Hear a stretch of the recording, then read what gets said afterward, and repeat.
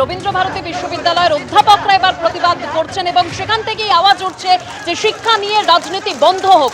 অন্যদিকে শিক্ষামন্ত্রীর সঙ্গে আজকে বৈঠক রয়েছে চাকরিহারাদের এবং সেই বৈঠক নিয়ে এখনো পর্যন্ত আর কি তথ্য পাওয়া যাচ্ছে, কারণ কোন সুরাহা কি মিলবে এই প্রশ্নটা কিন্তু সামনে আসছে। কৃষ্ণেন্দু অধিকারী রয়েছেন আমাদের প্রতিনিধি। কৃষ্ণেন্দু,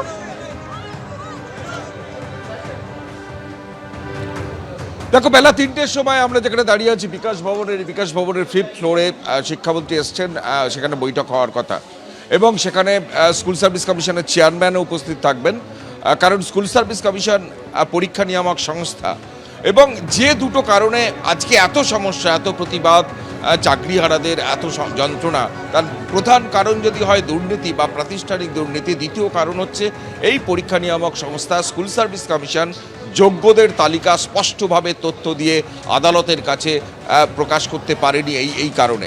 সুতরাং আজকে যারা চাকরিহারা প্রার্থী, যারা রাস্তায় প্রতিবাদ করছেন, যারা আন্দোলন করছেন, তারা বিকাশ ভবনে আসবেন।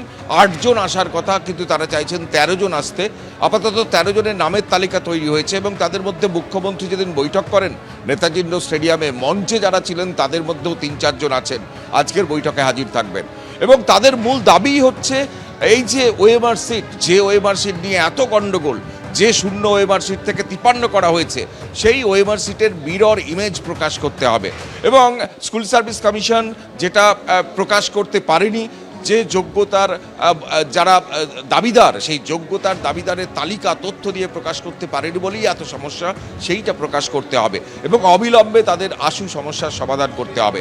যে চাকরিহারা শিক্ষকরা আজকে রাস্তায় নেমেছেন, দিনের পর দিন রাস্তায় ছিলেন, তাদের একটাই দাবি যে তাদের তো কোনো কারণে এই সমস্যা তৈরি হয়নি, এই সমস্যা তৈরি হয়েছে শাসক দলের বা রাজ্যের সরকারের শিক্ষা দপ্তরের একটা প্রাতিষ্ঠানিক দুর্নীতির কারণে। সুতরাং যাদের দুর্নীতির কারণে এই সমস্যা তৈরি হয়েছে তাদের এটা সমাধান করতে হবে।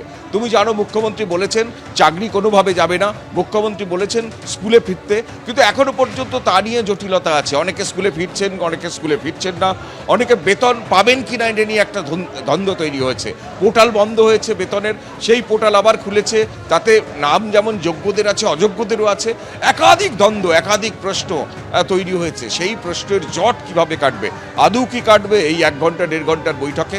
কারণ দেশের শীর্ষ আদালত যে কথা বলছিলে, যাদের দুর্নীতির কারণে আজ চাকরিহারা শিক্ষক থেকে অশিক্ষক কর্মীদের রাস্তায় বসতে হচ্ছে স্কুলে থাকার বদলে, তাদের এই সমস্যার সমাধান করতে হবে। কিন্তু এই চাকরিহারা শিক্ষকরা যারা এসএসসি ভবনের সামনে অবস্থান বিক্ষোভে শামিল হয়েছেন ও রিলে অনশন করছেন, তারা আজকে শিক্ষামন্ত্রীর এই বৈঠক থেকে কতটা আশা রাখছেন? সরাসরি চলে যাবে আমাদের প্রতিনিধি ব্রতদীপ ভট্টাচার্য রয়েছেন আমাদের সঙ্গে। ব্রতদীপ,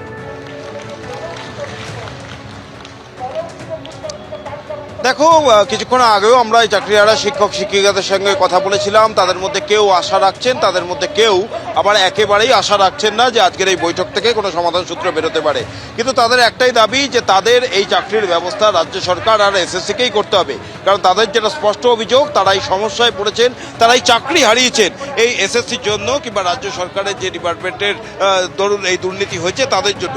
কাজেই তাদের চাকরি ফিরিয়ে দেওয়ার দায়ও তাদেরই, সেই দাবি নিয়ে তারা বসেছেন এবং চাকরি না ফেরানো পর্যন্ত তারা কিন্তু এই পথেই থাকবেন, এভাবেই অবস্থান চালিয়ে যাবেন, এমনই হুঁশিয়ারি দিয়েছেন এই চাকরিহারা প্রার্থীরা।